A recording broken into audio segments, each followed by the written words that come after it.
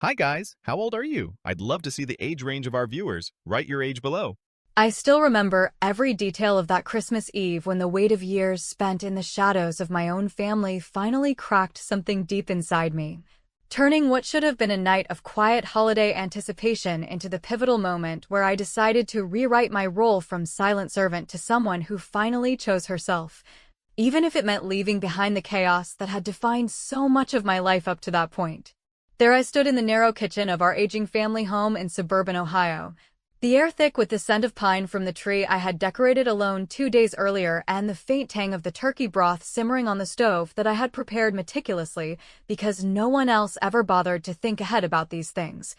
My hands still damp from scrubbing the counters for what felt like the 100th time that week, each wipe a reminder of how invisibly I propped up everyone else's comfort while my own needs gathered dust like the forgotten ornaments in the attic. Mom, whose name was Margaret and who at 68 carried the lines of too many unspoken expectations etched into her face, shuffled in from the living room where she had been nursing a glass of spiked eggnog in front of a flickering television screen, replaying one of those saccharine holiday movies that promised redemption through tinsel and tears. And she placed her glass down right on the spot I had just cleaned, the condensation ring forming instantly like a fresh mark of disregard that I knew I would erase later without complaint, her voice cutting through the hum of the refrigerator with that casual authority she wielded so effortlessly. "Your sister's friends will spend the holiday here, just 25 of them," she announced as if it were a minor update to the weather forecast rather than a tidal wave of additional labor dumped squarely into my lap.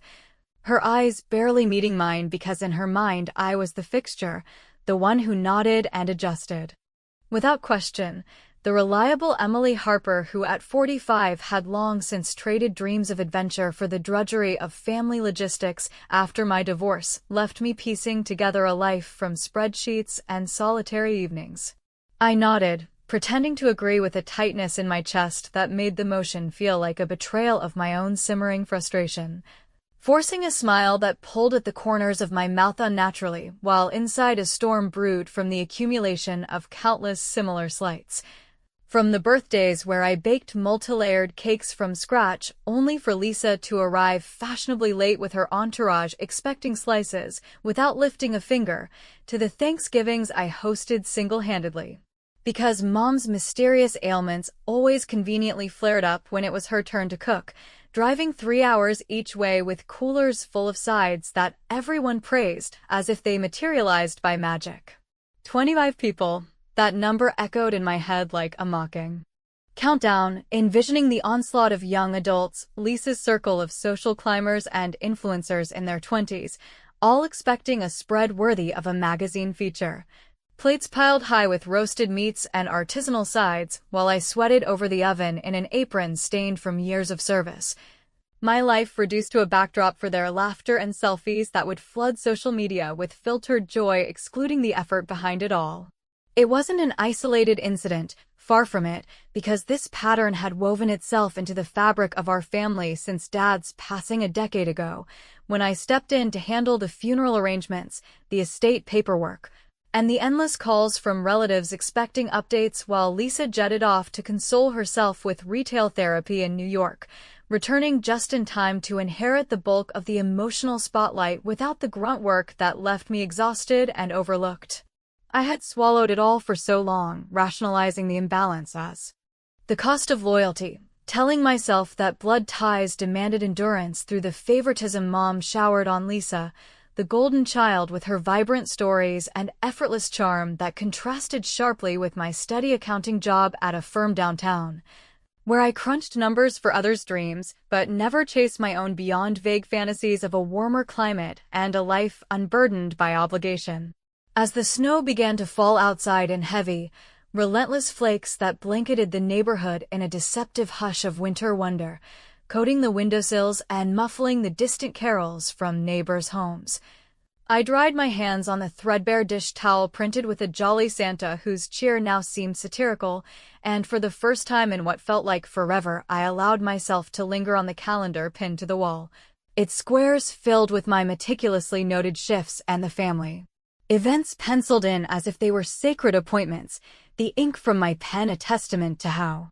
thoroughly I had surrendered my autonomy. Mom had already wandered back to the living room, her slippers scuffing softly on the linoleum as she muttered approvingly about how lively the house would feel with a full crowd, oblivious to the undercurrent of resentment that her words had stirred.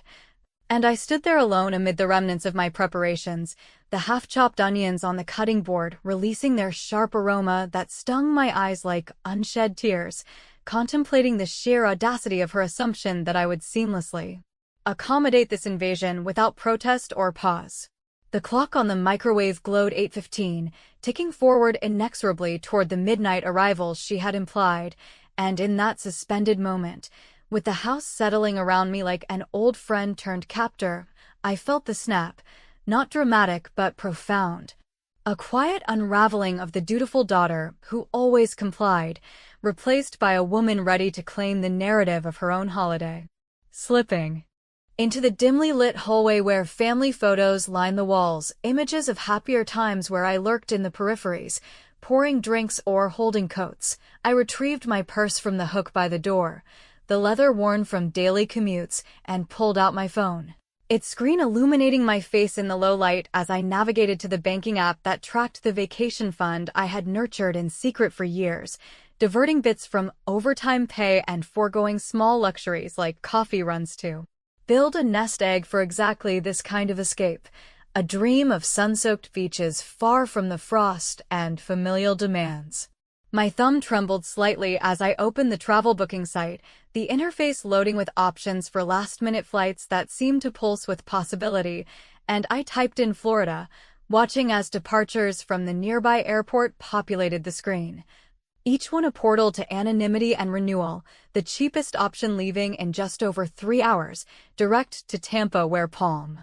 fronds and ocean breezes awaited instead of the clamor of 25 uninvited guests. The front door rattled faintly in a gust of wind, or perhaps it was Lisa arriving home early from whatever pre-holiday gathering she had deemed more important than helping set up, but I remained rooted, breath steadying as the decision solidified.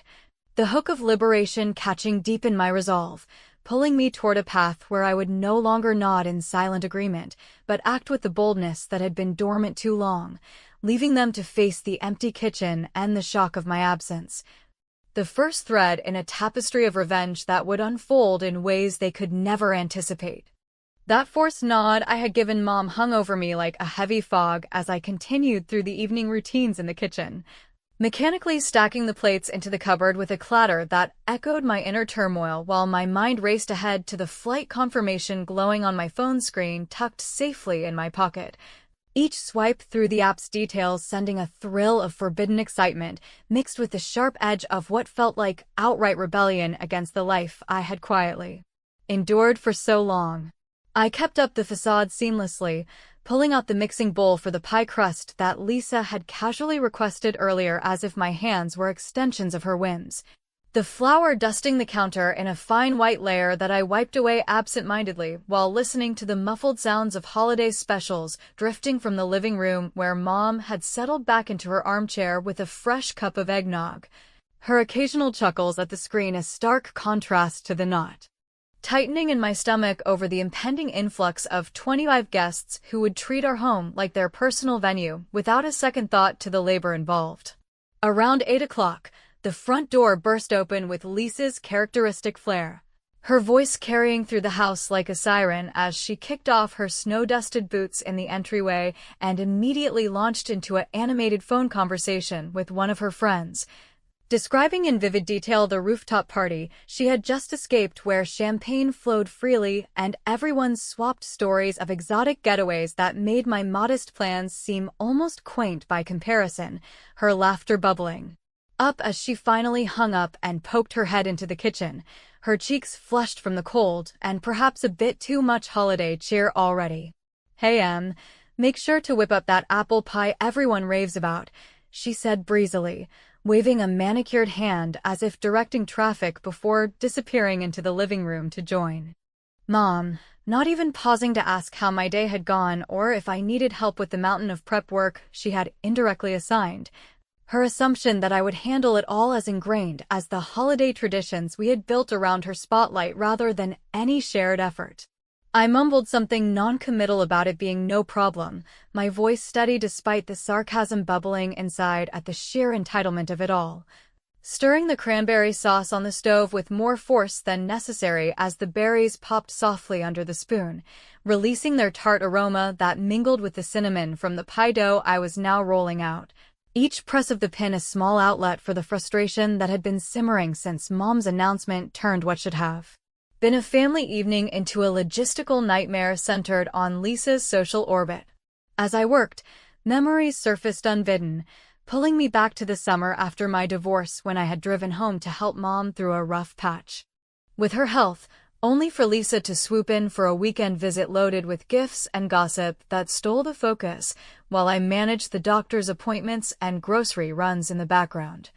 Or the Christmas 5 years prior when I covered the cost of her flight home after she overspent on a vacation, dipping into my savings without a word of repayment because family loans were apparently one-way streets in our dynamic. It stung, that constant undercurrent of being the safety net they deployed without gratitude, making me feel like the unglamorous anchor in a sea of their fleeting adventures. But tonight, with the ticket to Florida burning a virtual hole in my pocket and the suitcase half-packed upstairs in my old bedroom where the walls still held echoes of teenage dreams deferred, I felt a shift. A humorous irony in picturing myself as the secret agent slipping away from my own mission impossible. Doubt crept in as I zipped up the bag, stuffing in a few more essentials like my favorite scarf and the novel I had been meaning to read for months, glancing at the family portrait on the dresser where we all smiled stiffly last year with me blurred in the rear holding a tray of cookies, and for a heartbeat I wondered if this was too drastic. If Mom's frail insistence on a full house masked a deeper loneliness that my absence would exacerbate, tempting me to text a quick excuse and stay put like always. But then I recalled the casual drop of 25, the way Lisa's friends had overrun our space last 4th of July barbecue without so much as rinsing a plate, leaving me to clean up the dawn after while they nursed hangovers and planned their next escapade. And the temptation dissolved into resolve, a wry smile tugging at my lips at the thought of their faces when the kitchen stayed dark and empty upon their arrival. By 9:30, I had feigned a headache to excuse myself upstairs, claiming I needed to rest before the big day, descending quietly later with the packed bag slung over my shoulder like contraband, the house now alive with Mom and Lisa's chatter about guest lists and playlist ideas that excluded any input from me, their voices a soundtrack to my stealthy exit as I paused at the coat rack to grab my keys, the jingle muffled in my fist. Outside, the snow had thickened into a swirling veil that blanketed the driveway in white, my car idling warmly as I loaded the suitcase into the trunk with a soft thud, the engine's hum the only witness to my departure as I backed out slowly. Headlights cutting through the flurry to illuminate the festive lights on neighboring homes that twinkled mockingly like distant stars. The drive to the airport unfolded in a blur of salted roads and radio carols I tuned low to avoid the pang of nostalgia, my mind replaying potential fallout, Lisa's indignant calls, Mom's bewildered voicemails. But each scenario fueled the determination that this was my rebellion, silent and swift, a clever sidestep of their expectations that would leave them scrambling in the void I had filled for too long. Arriving at the terminal just after 10, the bustle of last-minute travelers provided perfect cover as I checked in at the kiosk, boarding pass printing with a satisfying where that sealed my commitment. Weaving through security with a heart pounding in rhythm to the overhead announcements, the scent of fast food and pine air fresheners a far cry from home's familiar coziness. At the gate, I claimed a seat near the window overlooking the runways where planes taxied like giants awakening, my phone set to silent, but vibrating faintly with what I imagined were the first pings from Lisa checking in, and as the boarding call echoed, I joined the line, pulse racing with the exhilarating terror of the unknown, wondering if they would reach me before wheels left the ground or if my escape would unfold uninterrupted into the night sky. High above the patchwork of lights twinkling below as the plane cut through the night sky somewhere over the eastern seaboard, I allowed my imagination to drift back to the house in Ohio. constructing the unfolding drama in vivid detail like a director scripting the perfect storm of inconvenience that my absence would unleash upon the very people who had treated my presence as a given for far too many years. The satisfaction of it all warming me against the recycled air of the cabin while the engines droned on steadily toward my Florida sanctuary. It must have been closing in on 11 o'clock when the first hints of realization dawned on them. The house wrapped in its usual pre-holiday hush, broken only by the soft creak of settling floorboards and the distant whir of the dishwasher I had loaded earlier with the remnants of our sparse family dinner. Mom perhaps dozing in her armchair with the television flickering forgotten holiday lights across her face until Lisa's voice pierced the quiet, calling out for me in that impatient tone she reserved for when her plans hit a snag, expecting me to materialize from the kitchen with whatever snack or solution she suddenly craved. She would wander in there first, flipping on the overhead light that cast harsh shadows over the empty counters where I should have been midway through assembling the charcuterie board or glazing the ham. Her brows furrowing in confusion as she scanned the room for signs of my activity, the knife block untouched and the mixing bowls still stacked neatly in the drainer. A sinking feeling probably creeping in as she realized the prep work that should have been underway for the 25 arrivals was nowhere to be seen, her mind racing to rationalize it away with assumptions that I had stepped out for a quick errand or gotten delayed at the store. Mom would stir then, shuffling in behind her with a yawn masked by concern, adjusting her glasses to peer around the barren space and asking in that weary voice if I had mentioned running to the market for more ice or napkins, because in her worldview I was the perpetual motion machine of household management, always one step ahead of their needs without ever needing to be checked on. Her confusion deepening into a flicker of worry as Lisa checked the oven and found it cold, the turkey untouched in its roasting pan on the counter like a dormant accusation of disrupted tradition. The doorbell would chime soon after, signaling the vanguard of Lisa's friends pulling up in a convoy of SUVs crunching through the fresh snow, their laughter spilling out into the night as they piled through the front door shaking off coats and stamping boots. 25 strong in various states of holiday buzz from pre-partying elsewhere, expecting the warm glow of a fully decked-out spread to greet them rather than the awkward limbo of an underprepared home, voices overlapping and excited. Greetings that turned quizzical when no aromas of feast wafted from the kitchen to draw them in. Lisa would herd them toward the living room with forced enthusiasm, promising food and drinks were coming any minute now as she dodged questions about my whereabouts, brushing off inquiries with a laugh that rang a bit too high, saying something along the lines of M's probably just tied up with last-minute touches, because that's how she always painted my life. A series of invisible tasks propping up her spotlight without credit or pause, while inside the group milled about unpacking bottles and gifts onto the coffee table, the air thickening with the scent of pine and perfume mingled with growing hunger that no amount of small talk could fully distract from. As the clock pushed past midnight, the murmurs would evolve into outright complaints. Someone like Chad, that overconfident guy from Lisa's circle who always positioned himself as the unofficial host, suggesting they order pizza to tide things over. But Lisa would wave it away with a scoff, too proud to admit the grand plan had derailed spectacularly, insisting I was en route with everything under control even as she pulled out her phone to dial my number for the first time, the ring echoing unanswered through the empty kitchen like a hollow promise.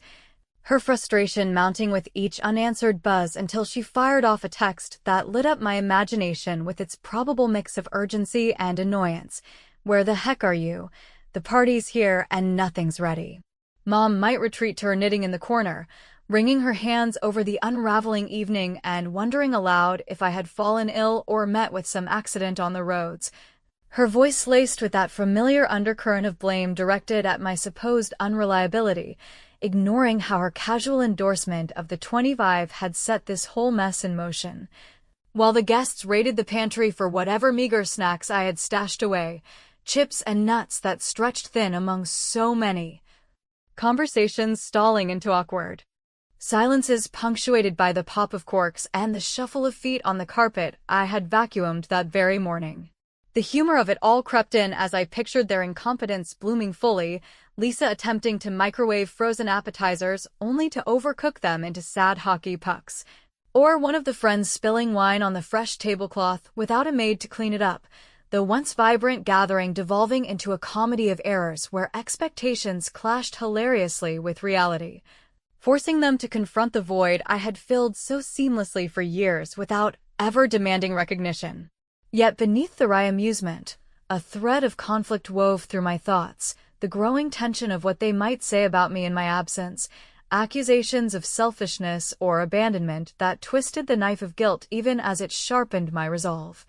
Especially as I mulled over the email draft saved on my phone, its attachments of old family documents hinting at deeper imbalances like the uneven inheritance splits and Lisa's overlooked indiscretions that I planned to unveil just enough to provoke reflection without full scorched earth destruction. The plane dipped slightly in turbulence, jolting me from the reverie, and in that moment my phone vibrated insistently in my lap, the screen flashing with Lisa's name as the first frantic call broke through the silence I had imposed. My thumb hovering over the answer button while the flight attendant's voice announced descent preparations, leaving M. The wheels of the plane touched down with a gentle thud on the tarmac at Tampa International just as the first hints of dawn streaked the eastern sky in pale pinks and oranges,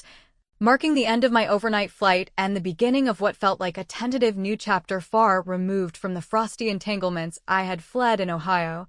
The humid Florida air rushing in through the open door like a welcoming embrace that carried scents of salt and jet fuel mingled with the promise of unscripted days ahead. I navigated the airport's bustling corridors with my carry-on slung over one shoulder, the weight of it lighter than the emotional baggage I had offloaded by leaving, stopping at a rental counter to secure a nondescript compact car that would serve as my chariot to anonymity. The clerk's cheerful banter about holiday traffic barely registering as my mind replayed the voicemail from Lisa that I had finally listened to during the cab ride from the gate, her voice a cocktail of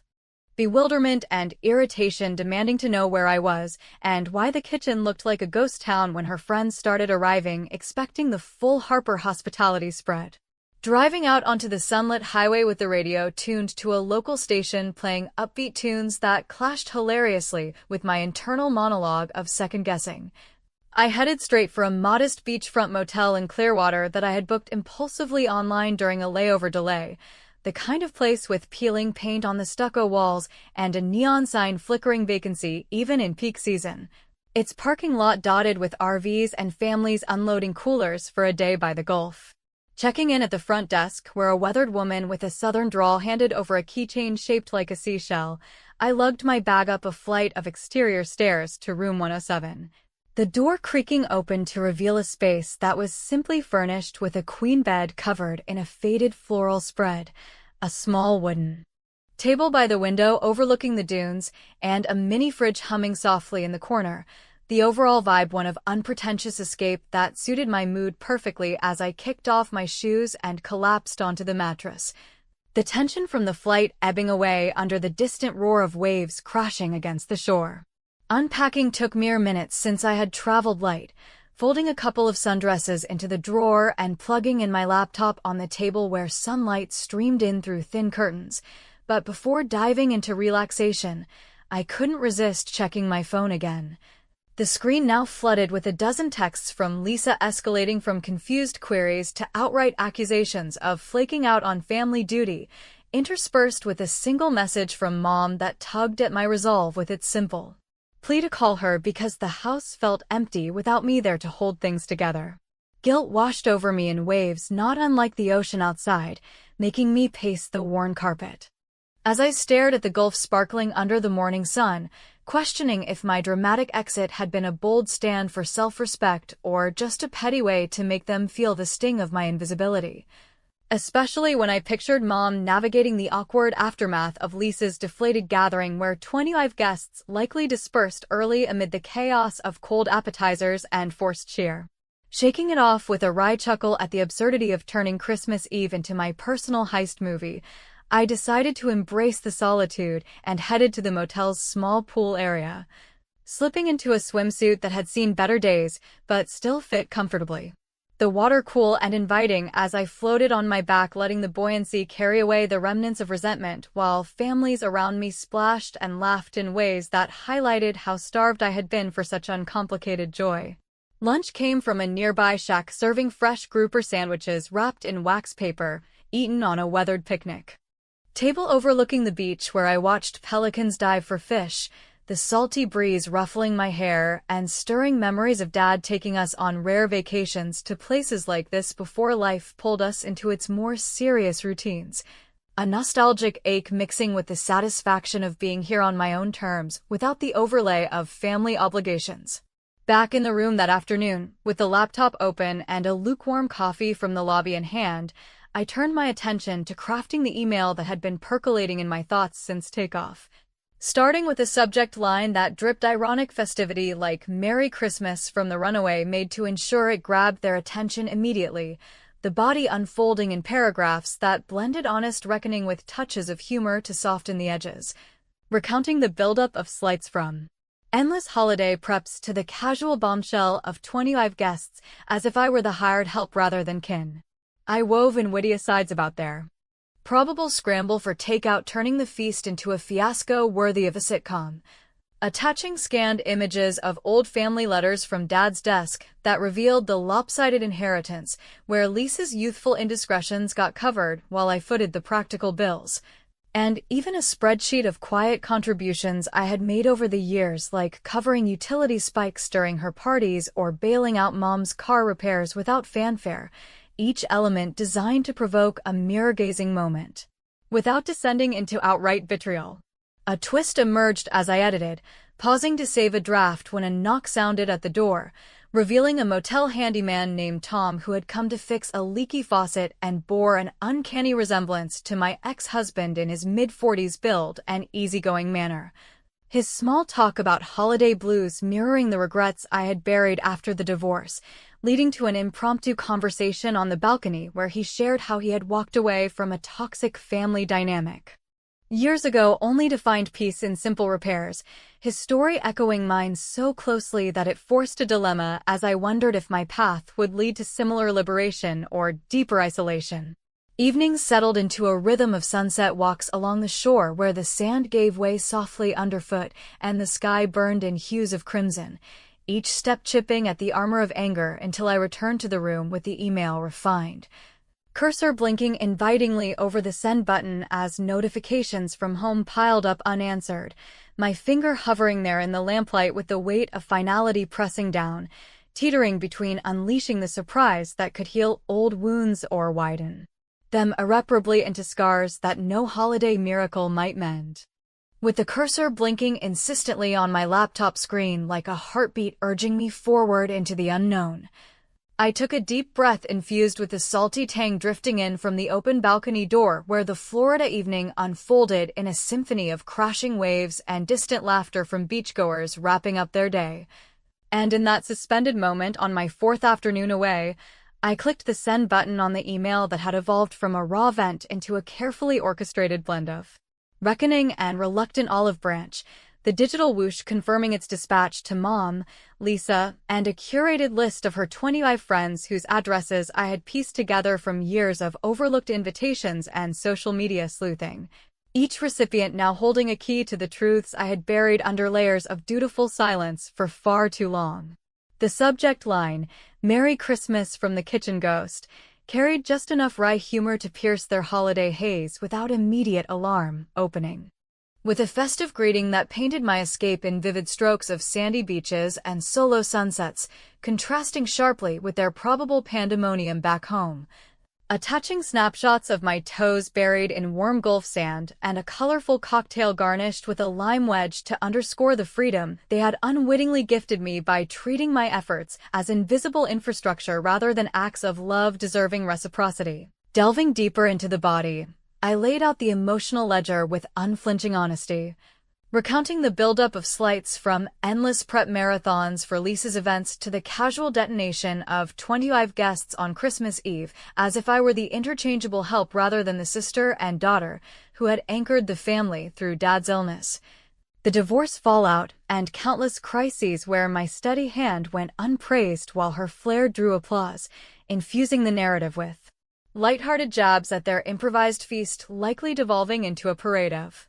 pizza boxes and wilted salads that turned the Harper home into a cautionary tale of over-reliance on the unseen maid. The attachments formed the clever core of my revenge. Scans of Dad's handwritten letters from his final months revealing the uneven inheritance where he had quietly funneled extra funds to cover Lisa's early 20s excesses like that failed art venture in Chicago, while I managed the practical aftermath of his estate taxes and Mom's mounting medical bills without a whisper of complaint, alongside a simple spreadsheet chronicling my covert contributions over the years, such as wiring money for Lisa's car repairs after her reckless drives or stocking the pantry during Mom's low months when Social Security stretched thin, each entry a witty footnote highlighting the irony of my financial invisibility in a family that celebrated abundance. Yet the twist I wove in softened the blade's edge, closing with a vulnerable invitation phrased not as ultimatum,